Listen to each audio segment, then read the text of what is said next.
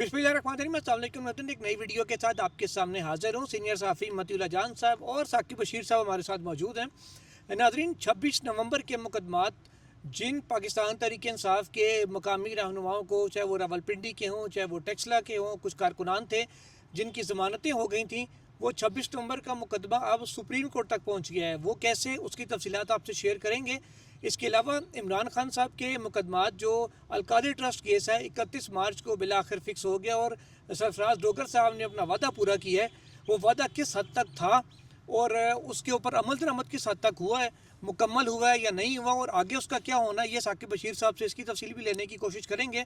इसके अलावा इमरान खान साहब ने जो अस्पताल मुंतकिली की दरख्वास्तें थी और दीगर मामलात पे जो हाई कोर्ट ने बड़ी लंबी डेट्स उनको दे दी हैं, कोई उनके फैसले पे इम्प्लीमेंट भी नहीं हो रहा, वो सुप्रीम कोर्ट आना चाह रहे थे लेकिन अब उनके वकालतनामे ही साइन नहीं किए जा रहे।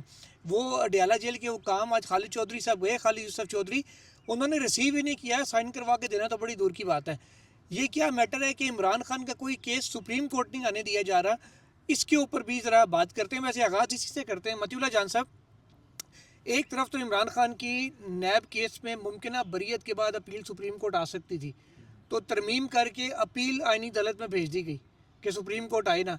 अब वो किसी और केस पे भी अपील सुप्रीम कोर्ट लाना चाह रहे हैं। वैसे तो लेजिस्लेशन करके सारी केसेस तो सुप्रीम कोर्ट से वापस ले नहीं सकते, आईनी तरमीम शायद 28वीं में करके ये भी कर लें, लेकिन उनके केस सुप्रीम कोर्ट पहुंच ना सके, वकालतनामे तक साइन नहीं होने दिए जा रहे। इस सारे में जो 1 महीने का अपील का टाइम होता है वो टाइम बार्ड हो जाएगा, फिर इस बात पर टेक्निकली खारिज हो जाएगी कि जी आपने टाइम पे अपील नहीं की, 3 दफ़ा का मुल्क का साबिक वज़ीर आज़म है, इतनी बड़ी वकीलों की टीम है, सारे वकील हैं, वो ये नहीं कर सके। वो वकील ने तो साइन नहीं करने, साइन तो जेल वालों ने करवा के देने हैं, फिर वो मलबा सारा PTI के ऊपर, उनके वकीलों के ऊपर डल जाएगा।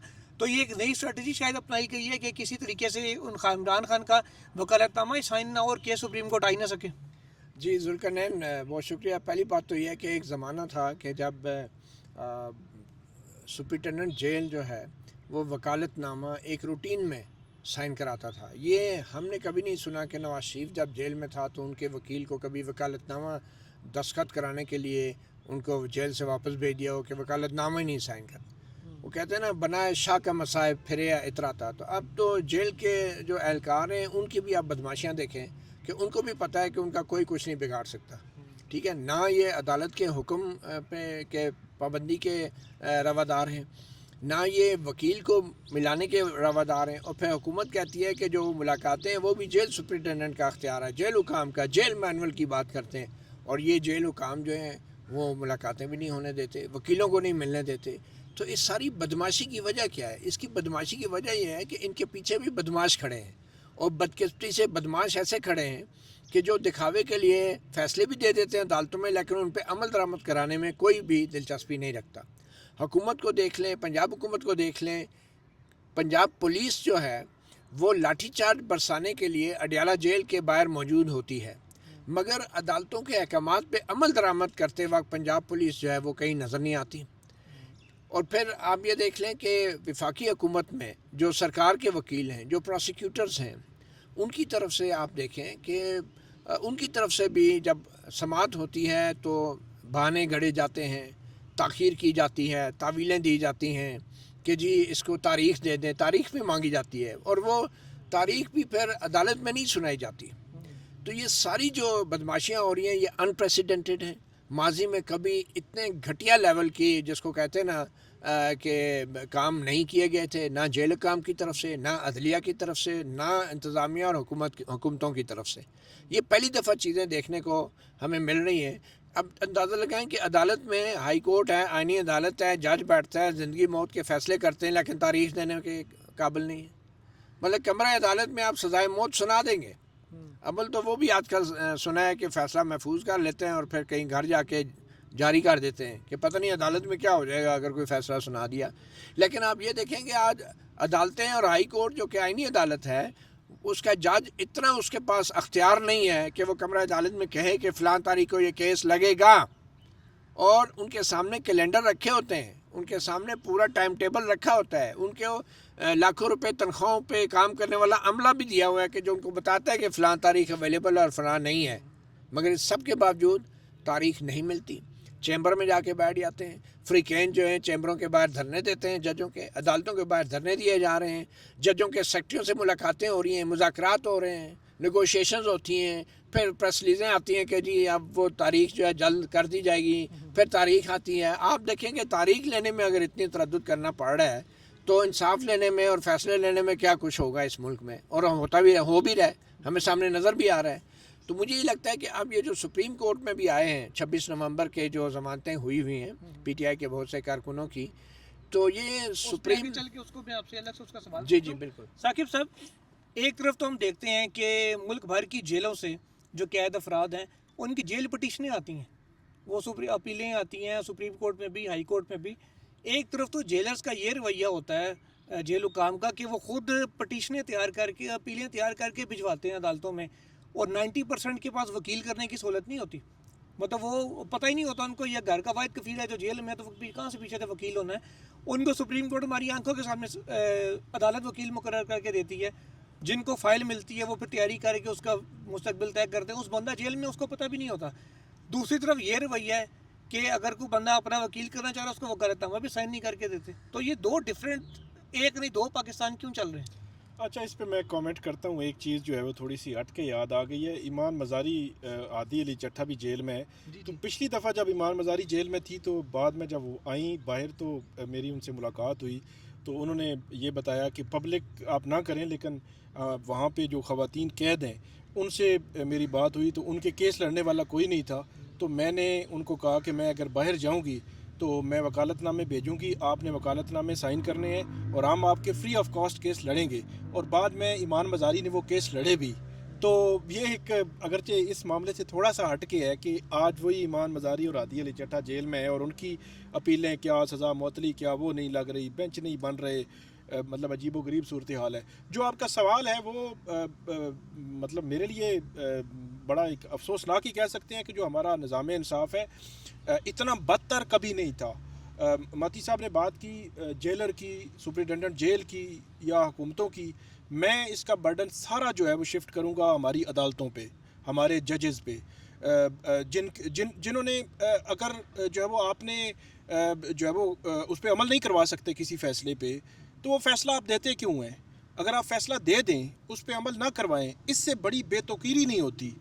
24 مارچ 2025 کو فیصلہ دیا 3 ججز نے اسلام آباد ہائی کورٹ نے, اور آج ہم بات کر رہے ہیں, آج 27 مارچ ہے 2026, 1 سال ہو گیا ہے کہ آپ نے منگل اور جمعرات کو ملاقاتیں کروانی ہیں.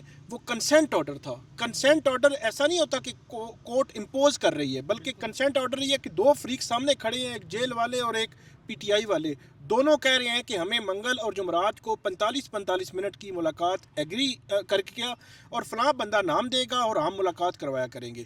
آج تک اس پر عمل نہیں ہوا. لیکن افسوسناک صورتحال یہ ہے کہ اسلام آباد ہائی کورٹ کے وہ ججز آج بھی موجود ہیں, چیف جسٹس بھی موجود ہیں, ان کے پاس توہین عدالت کی درخواستیں بھی پڑی ہوئی ہیں, لیکن آج تک انہوں نے اپنے آرڈر کو امپلیمنٹ کرانے کے لیے وہ کیس نہیں لگایا کہ امپلیمنٹ کرایا جائے. یا یہ ہے کہ وہ بھی کیس ہے نا جس میں عمران خان کے ایکٹ پہ پابندی والا, جس پہ کورٹ نے کہا جی ملاقات کرائیں, نہیں کروائے گی. اڈیالہ جیل سے ہم یہ بتایا جی کیوں نہیں کروائے گی.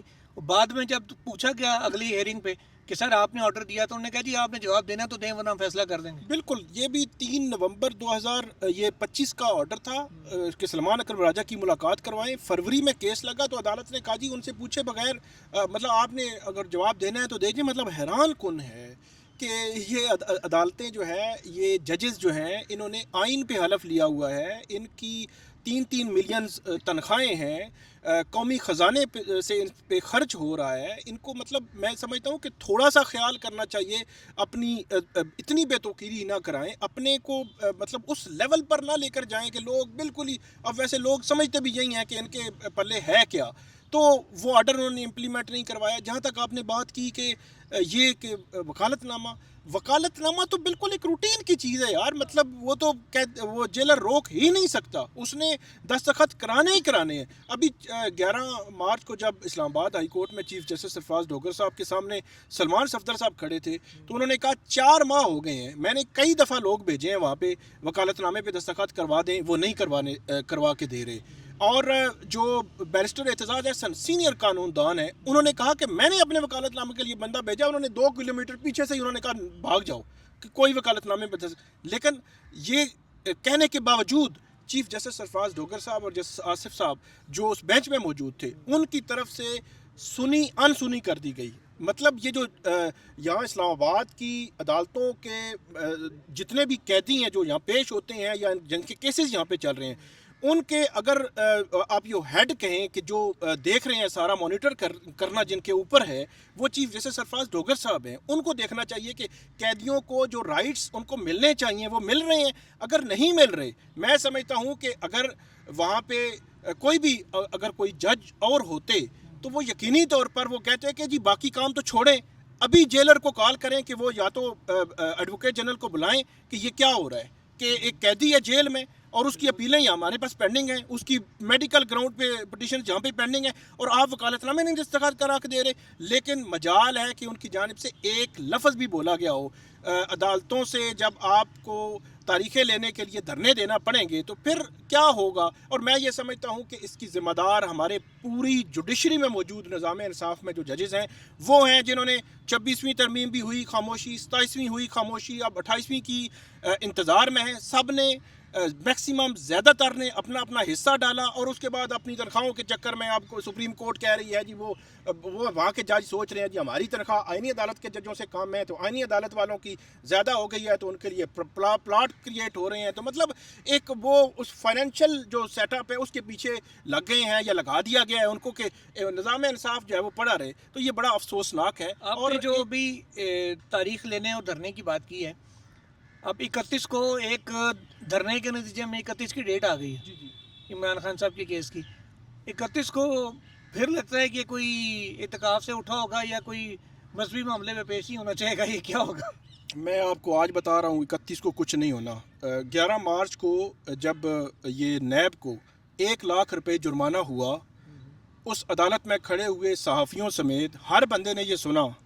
اب وہ جرمانہ ہونا اس کے ریٹن آرڈر میں نہیں آیا، تو اس کا مطلب ہم کیا لیں؟ آپ بھی کورٹ رپورٹنگ کر رہے ہیں، متی اللہ جان صاحب سے ہم سیکھتے رہے ہیں. مطلب پچھلی 2 دہائیاں انہوں نے 3 دہائیاں سپریم کورٹ کور کرتے ہوئے کتنے چیف جسٹسز گزر گئے کہ ایک آرڈر اوپن کورٹ میں ڈکٹیٹ ہوا ہے. ایسا نہیں کہ اس میں ایرر ہے، یہ تو ایک فیکٹ ہے جو تبدیل ہوا ہے کہ 1 لاکھ روپے جرمانہ ہوا ہے. ہم نے نہیں سنا کہ وہ واپس ہوا ہے اوپن کورٹ میں، لیکن وہ ریٹن آرڈر میں نہیں آیا. اچھا دوسری بات، جب آپ نیب کو اس بات پہ جرمانہ کر رہے ہیں کہ نیب اس کیس کو لنگر آن کر رہا ہے، لٹکا رہا ہے، جان بوجھ کے لٹکا رہا ہے کیونکہ جون میں آرڈر تھا کہ مزید آپ کو مہلت نہیں دی جائے گی، تو جب نیب لٹکا رہا ہے، آپ نے جرمانہ کیا ہے، تو وہ کام بھی تو عدالت بھی کر رہی ہے. عدالت نے 11 مارچ کے بعد 31 مارچ کیس کیوں لگایا ہے؟ 12 مارچ کیس لگنا چاہیے تھا. اسی لیے مطلب اگر سنیں، شاید اسی لیے نیب کا جرمانہ انہوں نے آرڈر میں نہیں ڈالا کہ نیب باقی سے کہتے ہیں آپ بھی تو لیٹ کر رہے ہیں، تانوں بھی جرمانہ ہے. 11 مارچ کہتے کہ جی 1 لاکھ جرمانہ کہیں اور 12 مارچ آ کے آرگو کریں اس کیس پہ. مطلب ماضی میں بھی جو عدلیہ ہے کوئی بہت دودھ کی دھلی ہوئی نہیں تھی، اس میں بڑے بڑے جج تھے، ہم نے اس پہ کرٹیسزم بھی کیا، لیکن ہوتا یہ تھا نواز شریف صاحب کے پاناما کیسز میں بھی درخواستیں آتی تھیں، لگتی تھیں، ریلیف نہیں ملتا تھا. اب معاملہ یہ کیس لگتا ہی نہیں ہے، سرے سے کیس نہیں لگتے.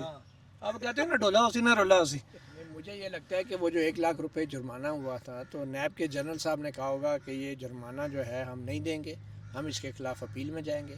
اور اپیل میں نیب نے وہ سارا ہائی کورٹ کے جو آرڈرز تھے نا تمام تاریخوں پہ جاری، وہ پیش کر دینے تھے کہ تاریخیں تو یہ جج نہیں دے رہے ہیں اور جرمانہ ہمیں 1 لاکھ روپیہ لگا رہا ہے. تو ان کا آپس میں بڑا پھڈا پڑ جانا تھا.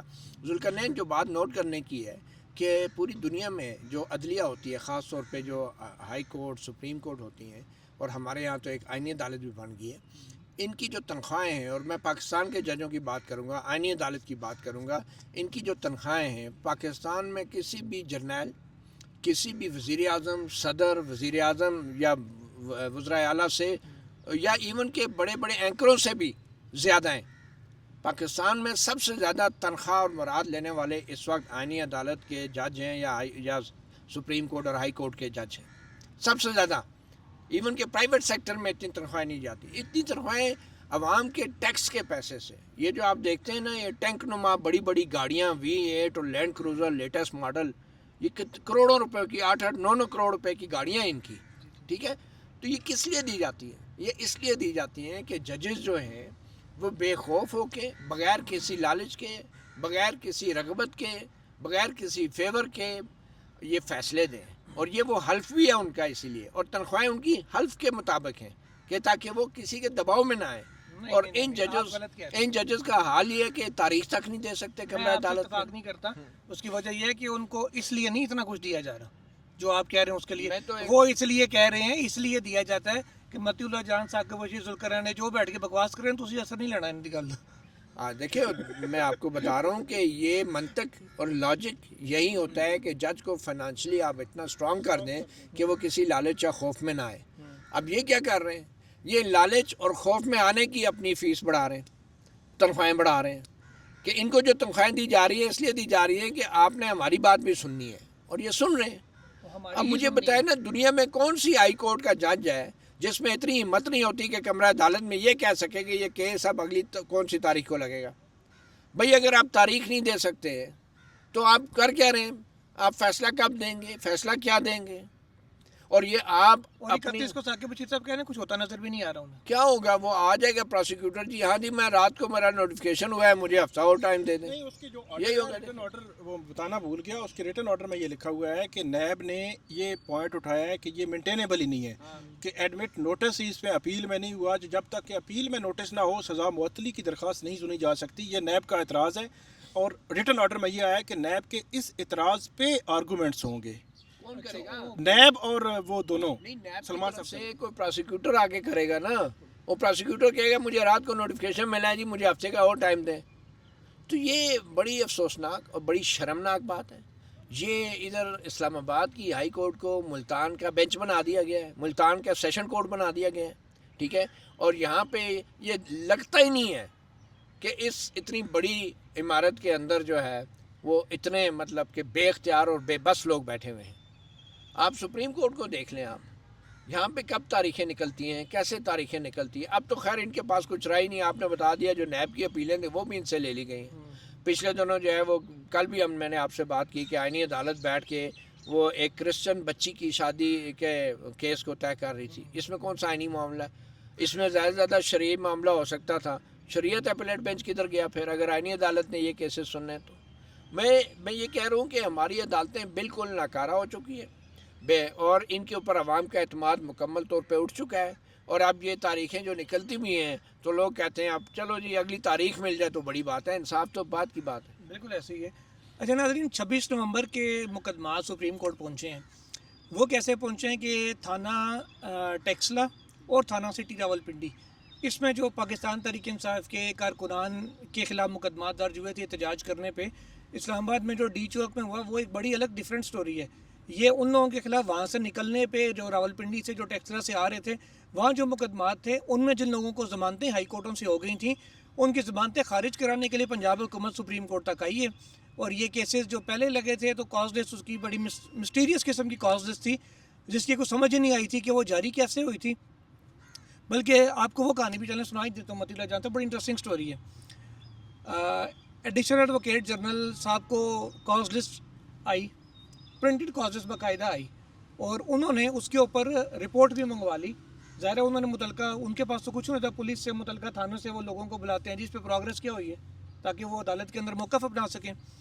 اینٹی کرپشن کے کیسز سے چودھری پرویز الہی فیملی کے اینٹی کرپشن کے 2 ڈپٹی ڈائریکٹر آئے ہوئے، پنجاب پولیس کے افسران آئے ہوئے 26 نومبر کے کیس سے، وہ جڑاں والا جو چرچ انسیڈنٹ تھا جہاں قاضی فائزہ گئے تھے اپنی اہلیہ کے ساتھ، ان لوگوں کے کیسز تھے، وہ سارے متعلقہ پولیس کے افسران بھی آئے ہوئے۔ جب عدالت کے اندر پیش ہوئے تو ریڈر نے کہا، ان کو جو کورٹ ایسوسیٹ نے بتایا کہ جی یہ تو کیس ہی نہیں ہے، تو لسٹ ہی نہیں ہے آج۔ اچھا وہ واپس آ گئے، پھر ان سے میں نے جا کے پوچھا کہ بھیا آپ کو لسٹ دی کس نے تھی؟ انہوں نے کہا جی یہ تو بس پہلے کہا میں نہیں بتا سکتا، عقیل افضل میرے ساتھ تھے، پہلے انہوں نے کہا جی یہ تو میں نہیں بتا سکتا کہاں سے آئی تھی، پھر انہوں نے ساتھ ہی جب دیکھا کہ یار یہ تو کام خراب ہو گیا، انہوں نے کہا گیلانی صاحب نے کہ یار وہ تو نیٹ پہ آئی تھی، ساری خبریں بھی چل رہی تھیں، یہ تھی وہ تھی۔ میں نے کہا یار اچھا ٹھیک ہے، بہرحال چلو آپ کہہ رہے ہیں تو نیٹ سے لسٹیں اتارتے ہیں، ہاں ویب سائٹ سے، افسران سے جو ہے نا وہ سارے انہوں نے گجرانوالہ سے اور کہاں سے بلا لیے تھے۔ تو پھر وہ عید سے پہلے کا یہ معاملہ ہے، اور عید کے بعد اب اچانک وہ لسٹ ساری فائنل کاز کے اندر آ گئی ہے، وہی والی لسٹ۔ تو وہ ابھی پرویز الہی والی نہیں آئی، جڑاں والی کی، اور یہ 26 نومبر والے آ گئے ہیں۔ تو جس کی بیل ہو جو اس کو کینسل کروانے کے لیے، چاہے وہ 9 مئی ہو چاہے 26 نومبر ہو، یہاں تک معاملہ آتا ہے اور جو 26 نومبر کے کیسز PTI لے کے آئی ہوئی ہے کہ جناب جوڈیشل کمیشن نے بنایا تحقیقات کریں، وہ اٹھا کے آئینی عدالت کو بھیج دیا اور وہ کھڈے لانا اس کے اوپر مٹی چٹی پڑی ہوئی ہے، وہ شاید وہیں پہ دفن ہو جائے لگے نا. میرے خیال میں سپریم کورٹ کے اندر اگر کوئی حکومت ضمانت کے فیصلے کو چیلنج کرتی ہے نا، تو یہ بیسیکلی پہلے تو حکومت کو چاہیے کہ ہائی کورٹ میں جو ضمانت ملی ہے ملزمان کو، ہائی کورٹ کے لیول پہ مل چکی ہے، تو پہلے تو جو آپ کے پروسیکیوٹر ہیں، جو آپ کے متعلقہ محکمے کے لیگل جو لوگ ہیں، ان کو برطرف کریں، ان کو ڈسمس کریں. ان کو اتنے نالائق ہیں کہ ہائی کورٹ میں ضمانت سیشن کورٹ میں آ رہے، ہائی کورٹ میں آ رہے، ٹھیک ہے، اور وہ اپنی نوکری بچانے کے لیے سپریم کورٹ آ گئے. اور یہ کس خرچے پہ؟ یہ آپ کے میرٹ ٹیکس کے پیسے کے اوپر یہ سپریم کورٹ میں اپیل. سپریم کورٹ اس کام کے لیے رہ گئی ہے، ویسے رہ تو اسی کام کے لیے گئی، لیکن پھر بھی کیا وہ اس کام کے لیے رہ گئی ہے کہ وہ ضمانتوں کے کیس بیٹھ کے سنے گی؟ مطلب سپریم کورٹ کے ججز کو تو پہلا سوال یہ کرنا چاہیے کہ یار اگر ہائی کورٹ نے ضمانت دے دی ہے تو ریاست کو کیا مسئلہ ہے آئینی عدالت کے فیصلے سے؟ آئینی عدالت جب کوئی فیصلہ دیتی ہے تو اس میں بہت اسپیئرنگلی ریاست کو اس کو سپریم کورٹ میں چیلنج کرنا چاہیے. اگر کرتی ہے تو پہلے ریاست جو ہے اپنی غلطی مانے کے نیچے کوئی غلطی ہوئی ہے اور اس بندے کو برطرف کرے نوکری سے کہ جس کی وجہ سے ہائی کورٹ سے فیصلہ حکومت ہار گئی. اندازہ لگائیں آپ، حکومت ریاست ہار گئی ہائی کورٹ سے فیصلہ، اور ایک ملزم کے ضمانت کو چیلنج کر رہی ہے. شرم نہیں آتی ہے ان لوگوں کو؟ ویسے یہ اس کام کے لیے اتنے بڑے بڑے عہدوں پہ ایڈوکیٹ جنرل بیٹھے ہوئے ہیں کہ وہ اب ضمانت کے مقدموں میں پیش ہوں گے، اور پروسیکیوٹر بیٹھے ہیں کہ وہ پروسیکیوٹر جنرل پیش ہو کے کہیں گے نہیں جی یہ ملزم کی جو ہے ضمانت منسوخ کرے. سپریم کورٹ کے جج اس کام کے لیے رہ گئے. تو میں یہ سمجھتا ہوں کہ سپریم کورٹ کو پہلے دن میں، جیسے 9 مئی کے بہت سارے ضمانت کو جو چیلنج کیا تو واپس لے لیے. کیوں واپس لیے؟ کہ ان کو شرم دلائی گئی تھی، ان کو شرم آ گئی تھی، تو انہوں نے 9 ضمانتوں سپریم کورٹ. تو میرا یہ خیال ہے کہ سپریم کورٹ میں تو پہلے ہم کہتے تھے کہ صرف وہ معاملات آنے چاہیے جس میں کوئی آئین کے معاملہ ہو، فنڈامنٹل رائٹس کا. اب چونکہ وہ معاملہ چلا گیا ہے آئینی عدالت کے اندر، تو مجھے یہ لگتا ہے کہ نہ صرف یہ کہ اس حکومت نے، اس پارلیمنٹ نے سپریم کورٹ کو ایک سیشن کورٹ بنا دیا ہے، اب وہ یہ ثابت کرنے کے لیے ضمانتوں کے کیس بھی سپریم کورٹ میں لا رہے ہیں تاکہ دنیا کو پتہ چلے کہ سپریم کورٹ کی اوقات ہی یہی رہ گئی ہے کہ وہ ضمانتوں کے کیس سنے، اس سے زیادہ اس کا اختیار بھی کوئی نہیں ہے. اختیار کوئی نہیں ہے. ثاقب بشیر صاحب، لگتا ہے آپ کو کہ 9 مئی کے بعد اب 26 نومبر کے اس میں بھی ڈائریکشن آنے والی ہے کہ جلدی جلدی سزائیں 2-3 مہینے میں، 4 مہینے میں؟ اچھا، ایک تو آئینی عدالت کی جو بات ہو رہی ہے اس پہ میں صرف کامنٹ کر دوں. جب یہ وفاقی آئینی عدالت بنی یا 27ویں آئینی ترمیم آئی تو اس سے پہلے آپ کو پتہ ہے کہ بڑے طویل سماعتیں ہوئیں 26ویں آئینی ترمیم کے خلاف، اور وہ لائیو براہ راست جو ہے وہ دکھائی جا رہی تھی. اچھا، وہ کیس ٹھیک ہے، جب بھی لگے گا وہ غیر مؤثر ہوگا یا جو بھی ہونا ہے، لیکن میرا سوال یہ ہے کہ وہ آئینی بینچ کے سامنے کیس تھا، وہ آئینی عدالت کے سامنے کیس آ گیا ہے، اتنا بڑا کیس جس میں یہ سوال بھی تھا کہ آئینی بینچ بھی بینیفیشری ہے اور آئینی بینچ کو نہیں سننا چاہیے، سپریم کورٹ پوری کو سننا چاہیے. یہ سوال بھی اس میں اٹھا ہوا تھا، مینٹینیبلٹی ڈیسائیڈ ہونی تھی. پھر یہ آئینی عدالت کے سامنے، اچھا تب سے لے کر اب تک آئینی عدالت نے وہ کیس فکس ہی نہیں کیا، حالانکہ یہ کیس سنا جا رہا تھا. اتنا امپورٹنٹ، اتنا آپ ان کی تنخواہ اور گاڑیوں کے پیچھے پڑے ہوئے، وہ اپنی نوکریوں کے خلاف فیصلہ دیں 26ویں سے. اور خاص طور پر میں سمجھتا ہوں کہ وہ کیس جس کیس میں آپ پہ یہ الزام آ رہا ہو کہ آپ بینیفیشری ہیں، آپ کو تو فوری سن کر اس پہ فیصلہ کرنا چاہیے تاکہ یہ جو الزام ختم ہو. لیکن میرا خیال ہے وہ اب معاملات ہی ختم ہو چکے ہیں. ترمیم پوری پڑی نہیں ہے، اس کے اندر ایک شک انہوں نے شامل کر دی ہے کہ آئینی ترمیم کو کسی عدالت میں چیلنج نہیں کیا جا سکتا. میں کہتا ہوں نہیں یہی ڈیسائیڈ کر دیں. مطلب 26ویں ترمیم کی وہ فائل آپ نے وہاں سے اس کو آگ تو نہیں نہ لگانی اس کیس کی فائل کو، وہ کیس کی فائل فکس ہونی ہے نا. فکس ہونے کے بعد سرکار آ کر یہ کہے گی نا 27ویں ترمیم میں جی یہ لکھا گیا ہے، تو آپ اسی پہ کر دیتے نا. تو ڈر خوف کس بات کا ہے؟ یہاں تو فاروق ایچ نائک صاحب جو جوڈیشل کمیشن کے ممبر ہیں، احسن بون جوڈیشل کمیشن کے ممبر ہیں، جنہوں نے ہائی کورٹ کے ججوں کی کارکردگی کا جائزہ لینا ہے، وہ رولز بنا رہے ہیں، جائزہ لے رہے ہیں، ان کی کنفرمیشنیں کر رہے ہیں، اور انہی ججوں کے سامنے فاروق ایچ نائک بھی پیش ہو رہے ہیں. اور احسن بون صاحب کبھی اسلام آباد ہائی کورٹ کے جسٹس انعام امین مناز صاحب کو جب کنفرمیشن کے ووٹ دیا انہوں نے، ان کے سامنے پیش ہو رہے ہیں. ادھر وہ ابر گل اور چیف جسٹس جو عالیہ نیلم صاحبہ ہیں ان کے سامنے پیش ہو رہے ہیں کہ جن جن کی کارکردگی انہوں نے دیکھنی ہے. مطلب وہ حیا والا سلسلہ ہی ختم ہو گیا. وہ تھوڑا سا ہوتا تھا نا کہ سمبولکلی آپ تھوڑا سا آپ ڈسٹنس کر لیتے ہیں کہ یار تھوڑی سی حیا کر لیتے ہیں, وہ ختم ہو گیا. مطلب ہمارے ہاں وکیلوں میں بھی اور عدلیہ میں بھی وہ چیز ہم نہیں دیکھتے. ہم نے جسٹس طارق جہانگیری کیس میں دیکھا کہ انہوں نے منہ پر بول کے کہا کہ یار میں نے بھی حلف اٹھایا ہے. جہانگیری نے کہا کہ میں نے آپ کے خلاف کیس کیا ہوا ہے سپریم کورٹ میں, آپ کیس نہ سنیں. انہوں نے سنا, انہوں نے فیصلہ کیا اور سٹنگ جج کو گھر بھیج دیا. تو اس سے بڑی کوئی چیز ہو سکتی ہے؟ آپ کا سوال کیا تھا؟ سوال یہ تھا کہ 9 مئی کے ضمانت منسوخوں کی کیس سپریم کورٹ میں آئے, 4 مہینے کی ڈائریکشن ہوگی سزائیں دو. ہاں 4 مہینے. اب 26 نومبر کا کیس آئے, اس پہ بھی ڈائریکشن آئی کہ فوری تونوں سزا دو. نہیں ڈائریکشن دیں نہ دیں, ان کی ڈائریکشن ماننی کس نے ہے؟ یحییٰ صاحب نے مجھے ایگزیکٹ سزائیں دینے کی مان لیتے ہیں. نہیں 17 اپریل 2025 کو جسٹس یحییٰ افریدی صاحب نے یہ ڈائریکشن دی 4 ماہ میں 9 مئی کے کیس ڈیسائیڈ کریں. تو کسی نے پوچھا ان عدالتوں سے, اس وقت بھی تقریباً 50% جو 9 مئی کے کیسز ہیں وہ ابھی تک ڈیسائیڈ نہیں ہوئے. سب سے بڑا GHQ کیس ہے. میں یہ نہیں کہتا کہ وہ کیس کا فیصلہ کیا ہوگا, ڈیسائیڈ نہیں ہوئے. سپریم کورٹ کی فیصلہ ڈائریکشن ہے سیدھی. اور ایک بات میں آپ کو بتاؤں, وہ 17 اگست 2025 ڈیڈ لائن بنتی تھی. ہاں ڈیڈ لائن میں اپنے ایکسٹینشن لینی ہے تو متعلقہ ہائی کورٹ سے رجوع کرتے ہیں. وہ 1 ماہ دیتی ہے, پھر 1 ماہ دیتی ہے, پھر 1 ماہ دیتی ہے. اس کو گزرے ہوئے 6 ماہ گزر گئے ہیں. تو ڈائریکشن یہ دیں یا نہ دیں, اس پہ کون سا عمل ہونا ہے؟ اگلوں نے خود ہی کرنا ہے جو کچھ کرنا ہے. وہ جن کو سزائیں دینی تھی وہ دے دی نا 4 مہینے کے سزا کے اندر ہی مدت کے اندر. مطلب ہمیں سارا کچھ نظر آ رہا ہے کہ جن کو سزائیں دینی ہے کس طرح سزائیں دینی ہے. باٹا ریٹ رکھنا ہے فیصل آباد سے سرگودا, پنڈی, اسلام آباد, لاہور, مطلب 5 ATC عدالتوں سے باٹا ریٹ 10 سال سزا. ٹھیک ہے باٹا ریٹ رکھنا ہے, رکھیں, جو بھی کرنا ہے. آپ نے ایویڈنس ہے نہیں ہے, اپنی سزائیں دینی ہے, ڈیسائیڈ تو کریں نا. اچھا ڈیسائیڈ کرنے سے مودی صاحب ایک بھی ہوتا ہے نا, اگلے بندے کے سر پہ اترے, ٹھیک ہے یار فیصلے آ گئے ہیں سارے, اب اپیلوں میں ڈیسائیڈ ہونا ہے. وہ لٹکے ہوئے ہیں, وہ کسوں کے فیصلے نہیں کر رہے. تو اب اس کیس میں کیا ڈائریکشن دینی ہے؟ اس میں کیسی بات کرتے ہیں ہم؟ جناح ایوینیو کے قریب بیٹھے ہوئے ہیں, یہاں 14 لوگ قتل ہوئے ہیں, زخمی ہوئے ہیں لوگ, ان کا کوئی پرسان حال نہیں. تو جناب احتجاج ہو گیا ہے تو اس احتجاج میں جی اب ڈائریکشن کیا ڈائریکشن دیں گے؟ ویسے اسی جہاں ایک طرف ہم رو رہے ہیں کہ تاریخ نہیں ملتی, یہاں پہ تو جو نوکروں کو ملازمت دینے والے جو مالک ہیں, ٹھیک ہے, جو کمیشن میں بیٹھے ہوئے ہیں, وہ صرف تاریخ دلوانے کے اور کیس فکس کروانے کے کروڑوں روپے لے لیتے, ٹھیک ہے نا. تو یہاں پہ تو ایک طرف تو تاریخ لگنے کے کروڑوں روپے کی فیس لینے والے بھی موجود ہیں, اور دوسری طرف جو ہے وہ تاریخ ہی نہیں دی جاتی ہے. تو کیسے ہوگا یہ؟ مطلب آپ نے GHQ حملہ کیس کا ذکر کیا نا, GHQ حملہ کیس میں شیخ رشید نے کہا کہ جی میرے جو ایویڈنس اب تک سامنے آ چکا ہے نا, تو میرے تو نہ کسی نے موجودگی کا وہاں پہ گواہ نے کہا کہ یہ موجود تھا, نہ میرا کوئی رول ابھی تک پولیس ڈٹرمن کر سکی ہے, لہٰذا مجھے اس کیس سے بری کیا جائے.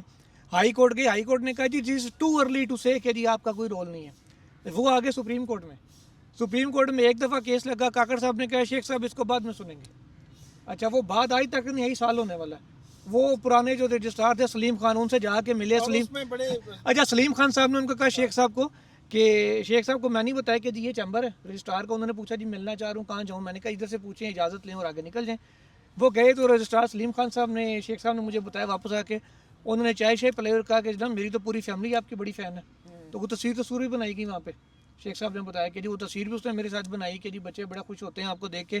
بس انشاءاللہ اگلے ہفتے آپ کا کیس لگ جائے گا. آخری تصویر تو نہیں بنائی تھی, بس وہ آخری تھی, اس کے بعد نہ سلیم خان صاحب رہے نہ آج تک کیس لگا. اچھا ایک چیز رہ گئی ہے, رہائی موومنٹ جو ہے اس کا سہیل خان افریدی صاحب نے آج وہاں پہ کوئی ایونٹ ہے ان کا, وہ پتہ نہیں حلف لینا یا جو بھی مجھے نہیں پتہ, لیکن رہائی موومنٹ کے حوالے سے ممبر سازی کی مہم جو ہے نا اس کا آغاز سہیل خان افریدی اور جنید اکبر کر رہے ہیں. اس پہ آپ کا کامنٹ چاہیے کہ یہ جو رہائی, پہلے تو رہائی فورس وہ کہہ رہے تھے, ان کا نام چینج کر لیا رہائی موومنٹ, تو یہ کتنی افیکٹو ہو سکتی ہے؟ اس پہ بات آپ نے کل بھی کی ہے. لیکن میں مختصر یہی کہوں گا کہ یہ رہائی موومنٹ کی اگر واقعی رجسٹریشن کی ضرورت تھی نا, تو پھر PTI کے جتنے بھی رکنیت دی گئی ہے وہ ساری منسوخ کی جائے اور اب اس میں رجسٹریشن کرا دی, اور وہ فیسیں بھی واپس کی جائیں جو PTI کی رکنیت کے لیے کارکنوں سے لی گئی ہیں. یہ کیا ہے رہائی موومنٹ کی رجسٹریشن؟ اس کو اگر کرنا تھا تو پہلی رمضان سے شروع کرتے, تاکہ جو ہی عید ہوتی تو رجسٹریشن ہوئی ہوتی اور آپ سڑکوں پہ ہوتے. آپ نے جو ہے انتظار کیا, پورا رمضان ختم کیا, پھر اس کے بعد یہ آپ رجسٹریشن کے 2 مہینے چلیں گے. یہ میں نہیں سمجھتا کہ اس طرح کی چیزوں سے, ایکٹیویٹیز سے آپ کارکنوں کی انرجیز کو کنٹرول کر سکتے ہیں، ریگولیٹ کر سکتے ہیں یا چینلائز کر سکتے ہیں. یہ صرف ٹائم بائی کر رہے ہیں، حکومت کو ٹائم دے رہے ہیں، خود ٹائم بائی کر رہی ہے. پی ٹی آئی کی قیادت کو اگر سنجیدگی سے کوئی موومنٹ چلانی ہے تو اپنے صوبے کے اندر خیبر پختونخوا میں اسٹوڈنٹ یونینز کو بحال کرنا ہوگا. اور اس کا بحال نہ ہونا یہ واضح کر رہا ہے کہ وزیر اعلیٰ سہیل آفریدی مکمل طور پہ بااختیار نہیں ہے، لیکن وہ کسی کو بتا بھی نہیں پا رہے کہ نہ تو بیوروکریسی ان کے کنٹرول میں ہے اور نہ پولیس ان کے کنٹرول میں ہے اور نہ ہی کوئی دیگر جو ادارے ہیں جہاں پہ ان کے فیصلے چل سکتے ہیں. تو وہ بس اب رہائی موومنٹ کی رجسٹریشن مجھے نہیں لگتا کہ یہ کوئی اس سے اچھا تھا کہ چندہ مہم کوئی کر لیتے. لیکن یہ رہائی موومنٹ کی رجسٹریشن جو ہے پی ٹی آئی کے کارکنوں کی رکنیت ہوتے ہوئے مجھے بتائیں وہ نئی رجسٹریشن کیوں کرائے، کس بیس پہ رجسٹریشن ہو رہی ہے؟ یہ کوئی آج کے لیے کوئی قرآن دادی ہو رہی ہے کہ آپ وہ سارے رجسٹریشن کرائیں گے؟ تو پہلی بات تو یہ ہے. دوسری بات یہ ہے کہ وہ جو آپ نے ذکر کیا تھا کہ ہم اس میں جو ابھی پی ایس ایل کی بات ہو رہی تھی، میرے خیال میں پی ایس ایل میں وہ مریم نواز صاحبہ بطور سی ایم گئی ہیں دیکھنے کے لیے. اس پہ تنقید یہ ہو رہی ہے، اس پہ جو اعتراض آ رہا ہے وہ یہ سامنے آ رہا ہے کہ ایک جانب آپ نے پبلک کو روکا ہوا ہے کہ جی پبلک نہ آئے، کراؤڈ نہ آئے. میچز آپ نے پشاور سے، فیصل آباد سے اور باقی کچھ حیدرآباد سے 2-3 شہروں سے آپ نے ختم کر کے ان کو شفٹ کر دیا ہے صرف لاہور اور کراچی میں ڈیو ٹو سیکورٹی ریزن کہ ٹیموں کی موومنٹ کم ہو. دوسرا آپ نے کراؤڈ کو آنے سے روکا ہے. تو وہ مریم نواز صاحبہ چلیں بطور سی ایم اگر خود جاتی ہیں تو اور بات تھی کہ پلیئرز کا پہلا میچ ہے تو سی ایم کی وہاں موجودگی ہو گئی. وہ پوری فیملی بچے چچے سارے لوگ ساتھ گئے تو وہ کہہ رہے ہیں جب لوگوں کے بچوں کو منع کیا تو وہ اپنے بچے کیوں لے جا رہے ہیں؟ یہی تنقید ہو رہی ہے. نہیں، اس میں ایک چیز ایڈ کر لیں، یہ تو پی ایس ایل پہ کل شہباز شریف صاحب بھی کراچی میں گئے ہیں اور وزیر شیر بھی تھے، اور اس میں بھی سوال یہی آ رہا ہے کہ اسپیشل جیٹ پہ وہ گئے ہیں. یہ سوال ہے، ابھی تک کنفرمیشن نہیں ہے، لیکن کیونکہ بڑے مختصر ٹائم میں وہ پہنچے واپس آئے تو ایسے لگ رہا ہے کہ اسپیشلی گئے ہیں. تو اسپیشلی ان کو وہاں پہ جا کر تعزیت کرنی تھی اور مطلب شادی کی مبارک دینی تھی. 50 گاڑیوں کا قافلہ تھا. ہاں وہ زبیر صاحب نے ویڈیو ٹویٹ کی ہوئی ہے. 50 گاڑیوں کا قواعد قافلہ. جاری آپ کہہ رہے ہیں. آپ دیکھیں پہلی بات تو یہ ہے کہ پی ایس ایل جو ہے وہ پورے پاکستان کے نوجوانوں کی امیدیں اس سے وابستہ ہوتی ہیں، انتظار کرتے ہیں، لوگ ٹکٹ لیتے ہیں، اسٹیڈیم میں جانے کی کوشش کرتے ہیں. تو کیا خیبر پختونخوا کے نوجوانوں کا کوئی حق نہیں ہے؟ اور پنجاب کو اسٹیڈیم نوجوانوں کو اس لیے دور رکھا گیا ہے پنجاب میں، اس کی 2 وجوہات ہیں. ایک تو یہ کہ بیسیکلی پشاور کے اندر وہ کوئی ایسا اسٹیڈیم پی ایس ایل کی انتظامیہ بھرنا افورڈ نہیں کر سکتی تھی جہاں پہ عمران خان کے نعرے لگتے، جہاں پہ سہیل آفریدی چیف گیسٹ کرنا پڑتا. کیونکہ اگر لاہور میں مریم نواز چیف گیسٹ ہیں تو پشاور میں پھر سہیل آفریدی چیف گیسٹ ہوتے ہیں، وہاں پہ نعرے لگتے. اس کا حل یہ نکالا ہے کہ پنجاب سے بھی جو کراؤڈ ہے اس کو غائب کر دیا انہوں نے، اور پشاور میں تو ویسے ہی میچ کینسل کر دیا. تو صرف اس کے پیچھے سیاسی وجوہات تھی کہ مریم نواز کو افغان جنگ کا بھی کوئی رول نہیں ہے اس میں. میرا خیال ہے شوری زدہ علاقہ میرا خیال ہے کہ اگر cricket match P S L کرانا بھی ہوتا نا ایبٹ آباد میں بھی کرا سکتے تھے، کاکول کے گراؤنڈ میں بھی جب کرانا ہوتا ہے کرا لیتے ہیں اگلے، ٹھیک ہے نا. اور بڑی سیف جگہ بھی ہے، اور پشاور سیف جگہ ہے جہاں پہ کور کمانڈر ہاؤس ہے، ٹھیک ہے، کنٹونمنٹ کا ایریا ہے. پشاور اسٹیڈیم سیف جگہ ہے. تو یہ ایشو نہیں ہے. اگر سیکیورٹی کا مسئلہ ہے تو صرف پشاور کے لیے کیوں؟ پشاور کے نوجوان کیوں سفر کر رہے ہیں جناب کہ وہ کیوں نہیں اسٹیڈیم میں آ سکتے؟ ان کا وزیر اعلیٰ جو ہے اسٹیڈیم میں آ کے کیوں نہیں پی ایس ایل کے کھلاڑیوں سے ہاتھ ملا سکتا؟ مریم نواز کوئی آسمان سے اتری ہے کہ ان کے لیے آپ سارا پی ایس ایل جو ہے مینیج کیا جاتا ہے ان کی امیج بلڈنگ کے لیے نوجوانوں کے سامنے، اور سہیل آفریدی کو اس سے بالکل آؤٹ کر دیا جاتا ہے؟ کیوں؟ ہونا تو یہ چاہیے تھا نا کہ اگر پشاور میں نہیں کرا رہے تو چاروں صوبوں کے وزراء اعلیٰ کو پی ایس ایل لاہور میں دعوت دی جاتی اور چاروں صوبوں کے وزراء اعلیٰ وہاں پہ موجود ہوتے اپنی ٹیموں کے کھلاڑیوں کو انکریج کرنے کے لیے. تو میں یہ سمجھتا ہوں یہ بھی ساری سیاست ہے، اور یہ بڑی میں سمجھتا ہوں گھٹیا، کم ظرفی والی اور پیٹی قسم کی پالیٹکس ہے کہ آپ خیبر پختونخوا کے نوجوانوں کو اس اعزاز سے محروم کر رہے ہیں. خیبر پختونخوا کے وزیر اعلیٰ کو اور جو نوجوانوں کے اندر سے ہے اس کو آپ محروم کر رہے ہیں کہ اس سپورٹس کے اندر جو ہے وہ اپنے بیانیے کے ساتھ کہیں بھی نظر نہ آئے. اور دوسری طرف آپ جو ہیں ایک پنجاب کی وزیر اعلیٰ جو ہے ان کو لے کے پروموٹ کیے جا رہے ہیں، اور باقی وزیر اعلیٰ جیسے اس ملک میں وجود ہی نہیں رکھتے ہیں، باقی صوبے وجود نہیں رکھتے، باقی صوبوں کے نوجوان جو ہے ان کی کوئی اہمیت نہیں ہے. یہ کس پی ایس ایل تو میں سمجھتا ہوں کہ پاکستان کے نوجوانوں کو جوڑنے کے لیے استعمال کرنی چاہیے نا. آپ اس میں تقسیم پیدا کر رہے ہیں. صرف ایک پنجاب کی وزیر اعلیٰ اس قابل ہے کہ وہ اس طرح کے اسٹیڈیم میں جا کے جو ہے وہ کھلاڑیوں کی حوصلہ افزائی کریں. باقی وزیر اعلیٰ انسان نہیں ہے، باقی پاکستانی نہیں ہے. تو یہ اس کے پیچھے ایک بڑی گھٹیا سیاست ہے، اور یہ صرف اور صرف جو ہے پنجاب کی لگتا ہی ہے کہ جیسے پورے پاکستان میں وزیر اعظم شہباز شریف سے بھی زیادہ ایک وزیر اعلیٰ جو ہے مریم نواز ہی لگی ہوئی ہے، کام کر رہی ہے ہر پیکٹ پہ، چاہے وہ روٹی کا پیکٹ ہے کس پہ مریم نواز کی تصویریں ہیں۔ لگ یہ رہا ہے کہ جیسے پاکستان میں صوبوں کے اندر کام ہی نہیں ہو رہا، صرف مریم نواز کام کر رہی ہے۔ کبھی بلوچستان جا کے وہ 10 ارب روپیہ کتنا ڈونیٹ کرتی ہیں، کبھی جو ہے وہ دوسرے صوبوں میں جا کے کرتی ہیں، اور ایسے لگ رہا ہے جیسے یہ اپنا سی وی پیش کیا جا رہا ہے اب اگلی بار شہباز شریف صاحب کی جگہ لینے کے لیے۔ تو میں سمجھتا ہوں یہ اس میں گھٹیا سیاست ہے، اور پی ایس ایل کو پاکستان کو جوڑنے کے لیے استعمال کرنے کی بجائے یہ صرف اور صرف جو ہے مریم نواز کی اور مسلم لیگ نون کی پروموشن کے لیے یہ سارا کچھ کیا جا رہا ہے۔ یہ بچت مہم کہاں گئی؟ بچت مہم کیا ہے؟ یہ کراؤڈ اگر اسٹیڈیم نہیں آئیں گے تو اس میں کون سی بچت کی بات ہے؟ مجھے آپ یہ بتائیں۔ بچت مہم کرنی ہے تو پی ایس ایل ہی نہ کرائیں پھر آپ، ٹھیک ہے نا؟ آپ کون سا پی ایس ایل سے جو کما کے جو ہے وہ عام لوگوں پہ لگاتے ہیں؟ مجھے یہ بتائیں، اس کا کوئی حساب کتاب دینے والا ہے پی ایس ایل کا؟ کوئی آڈٹ کرنے والا ہے؟ کوئی آج تک رپورٹ سامنے آئی ہے پی ایس ایل کی؟ آڈٹ رپورٹ آئی ہے کبھی اسپورٹس بورڈ نے یا پی ایس ایل جو کرانے والی انتظامیہ ہے اس نے کبھی بتایا کہ کتنا ارننگ ہوئی ہے اور کتنا خرچہ ہوا اور کیا آڈٹ ہوا ہے؟ بچہ ہمیں کیا پتا کیا بچت کر رہے ہیں؟ یہ تو وہ والی بات ہے نا کہ کسی کا ان لمیٹڈ پیٹرول ہے تو اس کا 50% کم کر دیں، اس کا کیا مطلب ہے؟ چلیں 50% تو کم کیا ہی۔ ناظرین ابھی تک کے لیے اتنا ہی، اپنا فیڈ بیک کا اظہار کمنٹ سیکشن میں ضرور کیجیے گا۔ اللہ حافظ۔